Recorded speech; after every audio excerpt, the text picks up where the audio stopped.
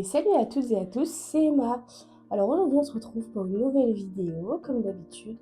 Donc aujourd'hui c'est une vidéo qui va se baser sur les travaux qu'on a effectués dans la maison. Donc on vous en avait déjà parlé dans la vidéo FAQ. Donc là ça concerne les travaux de notre salle de bain. C'est la pièce qu'on a fait en premier quand on est arrivé dans la maison parce que cette pièce était vraiment insalubre. Donc on a été obligé de faire cette pièce en premier déjà pour notre fille, pour nous. C'était vraiment obligatoire. Donc je vous ai fait un petit récap de tout ce qu'on a fait. Je vous ai mis toutes les photos, les vidéos qu'on a prises et tout au cours du chantier avec toutes les références de chaque pièce, on va dire, qu'on a acheté pour rénover notre salle de bain. Donc je vous fais une petite voix off pour vous expliquer et on se retrouve tout de suite. Je vous retrouve ici, donc ici c'était le avant, donc au moment où on a récupéré la maison. Là on avait commencé à enlever tout ce qui était la faïence, baignoire, etc. C'était vraiment très sale, même les murs étaient attaqués, la plomberie était très vieille. Donc on a tout enlevé, on a tout remis au neuf, donc grâce à notre plombier. Voilà, donc douche à l'italienne sans fenêtre. Donc voilà, on avait posé la fenêtre, je vous ai mis la référence de la fenêtre ainsi que de la planche. Très facile à poser aussi. Merci à notre ami Johan aussi qui nous a beaucoup aidé au niveau du placo, au niveau de la fenêtre aussi. Donc là on a un tatinou qui a fait donc toute l'électricité tout seul. Le meilleur ami de mon papa lui avait expliqué comment que cela fonctionnait. Donc il a fait un schéma sur les murs et ensuite il a passé tout son réseau électrique pour mettre les lumières, interrupteurs, prises. Donc ça lui a pris pas mal de temps. Ça a été fait comme on pouvait dans les normes, mais c'est vrai qu'on, bon voilà, sur le coup c'était notre premier chantier, donc on a fait ça comme on pouvait, mais au jour d'aujourd'hui ça n'a pas bougé et ça fonctionne toujours très bien. Ici donc nous avons commencé l'isolation, donc je vous ai mis pareil la ref de l'isolation que nous avons pris. Donc pareil, notre ami Johan avait tout son matériel pour nous aider. Là voilà, on avait fini de plaquer toute la salle de bain, il ne nous restait plus que les bandes à faire.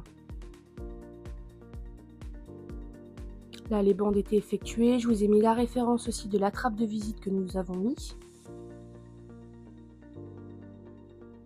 Là, je vous ai mis aussi la référence de la plomberie que nous avons mis, donc le turboflow et l'arrivée pour la poire de douche. Les interrupteurs que vous pouvez voir sur le mur en noir mat. Je vous ai mis également la référence. Donc là, voilà, on avait fini de plaquer tout ce qu'il fallait et tout ça. Là, Tintinou, comme il a eu un CAP en peintre en bâtiment, il a pu faire toute la peinture de toute la salle de bain. Donc ça, franchement, ça a été super. Là, je vous ai mis la référence des petits spots qu'on a mis au plafond. Le lavabo, je peux pas vous mettre la ref parce que c'est un modèle d'exposition, mais je vous ai mis la bonde et le robinet que j'ai pris. Donc là, voilà, on avait fini de peindre. Le carrelage noir qu'on a pris chez Bricoman aussi, je vous ai mis la ref. Le kit de douche, pareil, je vous ai mis la ref chez Castorama. La référence du carrelage que j'ai mis au sol avec la référence du joint. La référence du receveur de douche, donc on a pris 1,20 m par 90. La référence aussi de nos appliques murales que nous avons mis dans la salle de bain qui viennent de chez Amazon. La paroi de douche qu'on a pris chez Castorama également. Et le miroir qui vient de chez Amazon, donc il est réglable. Nous on l'a branché directement sur l'interrupteur quand on allume la lumière de la salle de bain, c'est beaucoup plus pratique. Et le radiateur, donc pareil, franchement incroyable le radiateur, il fonctionne super bien, je recommande. Bon voilà, on se retrouve ici, je vous ai tout expliqué avec les images qui ont précédé. J'ai 2-3 petits bémols sur les matériaux qu'on a choisis, dont le carrelage noir qui est juste derrière moi. Nous en fait on est sur une commune qui est extrêmement basée sur le calcaire dans l'eau en fait. Donc dès qu'on prend notre douche, il suffit qu'on ne rince pas correctement. En fait on va avoir un gros dépôt de calcaire. Donc c'est vraiment très chiant parce que du coup que ce soit sur le carrelage ou sur la paroi, en fait c'est horrible. Donc même sur le kit de douche, tout ça c'est vraiment très chiant. Donc le noir c'est beau mais faut vraiment avoir un gros temps pour pouvoir l'entretenir. Autre bémol aussi c'est le carrelage. Alors pas le carrelage en lui-même mais les joints.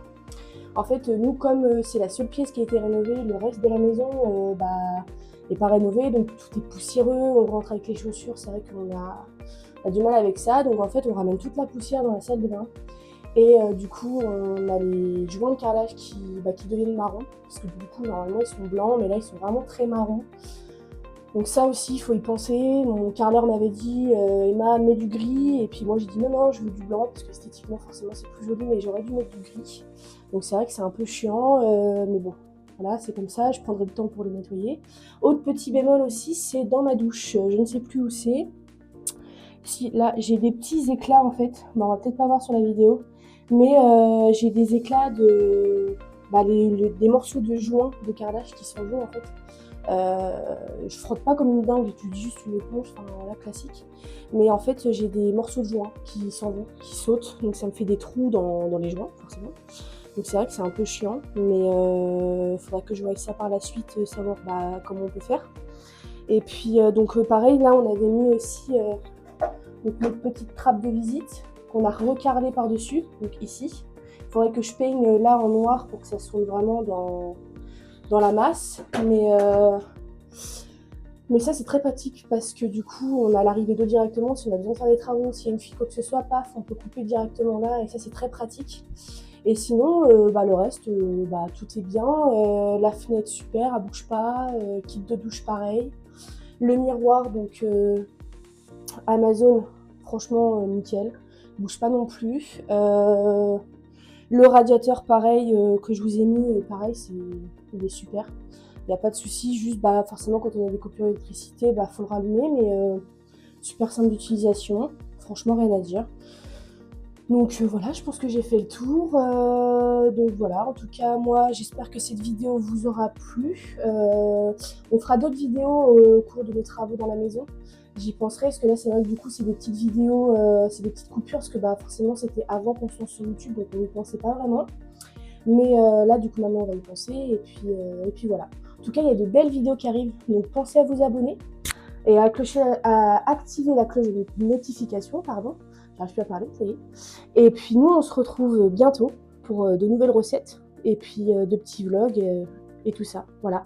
Donc moi je vous laisse, on pense à s'abonner, à liker et à partager. Et moi je vous dis à bientôt!